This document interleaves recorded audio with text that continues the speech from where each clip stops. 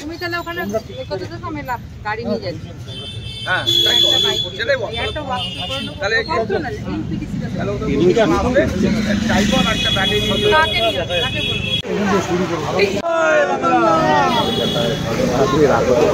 বলছেন আবার চাকরি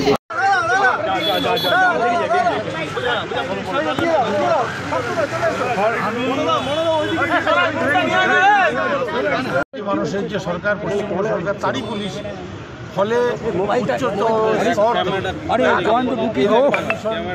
বারণ থাকে বা আইনগততা থাকে তারা এটা কি তাহলে একটা রাজনীতি? এই যে শ্রমজীবী মানুষের প্রতিনিধি, আমি একজন রিক্সা চালক, মানুষ সেটা জেনেছে দেখেছে, ফলে যে বার্তাটা মানুষের কাছে আমি এমএলএ হোস্টেলের সামনে একবার দিয়েছি, আমি আর 5 কিলোমিটার চালিয়ে পর্যন্ত আসতাম। 5 কিলোমিটার চালানো আর না চালানো পার্থক্য হয়নি। তাছাড়া আমি রিক্সাটা নিয়ে আমার গলাগড়ে 17টা পঞ্চায়েতে আমি বলবো, যে মানুষরা আমাকে ভোট দিয়েছেন, যে মানুষরা ভেবেছিলেন যে বিধায়ক হবার পরে এই মানুষটা পাল্টে যাবে, বদলে যাবে, তারা জানেন এবং তারা যখন চোখের সামনে দেখবেন যে আমি রিক্সা চালাচ্ছি, তখন তারা বুঝবেন যে যথার্থ একজন প্রতিনিধিকে আমরা নির্বাচিত করেছিলাম।